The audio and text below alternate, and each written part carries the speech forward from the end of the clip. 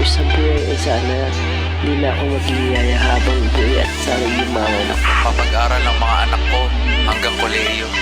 Makakaipon din ako, hindi ko na kailangan magtrabaho. Pangarap ko. Dadating din ang panahon, makakarating din naman ako doon.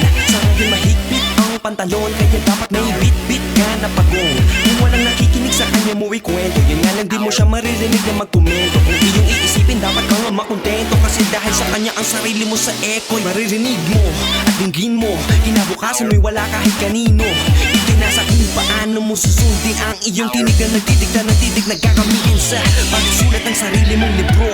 Tuwing umaga ang isipin mo'y ito kung sa pangarap mo'y ayaw mabigo. Dire-diretso lang at huwag ka munang lumiko, tayo'y makabang. Balang araw ay Pangarap ko na magkaroon ng sariling kumpanya ng security. balang araw ay Para pag tumigil na ako sa pagkagwardiya, balang araw ay Pangarap kong manalo sa loto balang araw ay para hindi na magtrabaho yung mga magulang ko sa abroad. dadating din ang panahon, naluluwag na ang aking pantalon. At para naman mangyari na iyon, kailangan din ako maging Christian Kiapon. O aking kaibigang matagit, kalma lang. Ibig sabihin dapat din na maging kamadsiwan. Kailangan ko sa buhay ay hindi puro abang, dahil kung hindi mananakbal di makakalapang. Kaya naman ito ang gagawin ko, susulitin na palagi bawat linggo.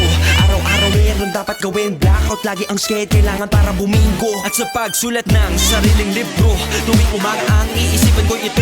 Kung ang pangarap ko ay ang hindi mabigo, dire-diretso lang, hindi ako liligo, kayo'y mag-abang. Balang araw ay balang araw maging sikat na basketball player ang anak ko. balang araw ay Balang araw magkaroon ng sariling taxi balang araw ay para hindi na ako magpapaundari balang araw ay at alang-alang sa aking mga pamilya. tignan nyo, bago na ang aking pantalon, hindi na po kupas yung kulay nung maong. May bago na akong bag, hindi na po tulad noon. Hindi na to butas, parang nataklo bang balon. Ako ay nakagrip mo na, iba na ang daloy. Kung di mo na itatanong, baka na ang kahoy. Iba na ang panahon, pero kahit merong rangoy, tao ka pa rin, huwag ka magpakababoy. Ang mga salita mo noong gutom ka pa, huwag na huwag mo kakainin, lalo at busog ka na. Ikaw ay babangungutin kapag tulog ka na. Ang ibig ko sabihin ay huwag kang mag-iba. Kung maganda na nasulat sa iyong libro, tuwing umaga ang isipin mo na may ito.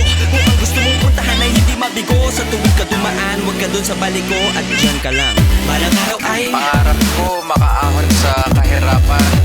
balang araw ay Makapagtrabaho ng marangya para mapag-aral ang mga anak ko. balang araw ay Hindi ko na kailangan magtrabaho dito sa ibang bansa balang araw ay para makita ko na pamilya ko sa Pilipinas. di na magkakandak lupa sa pagbayad ng upa. Ang nanay makukuha na ng bahay at lupa. Ang aking ama ay sa kanyang pagsabay, makakasabay ako na ang magsasakay. Di na magkakandak lupa sa pagbayad ng upa.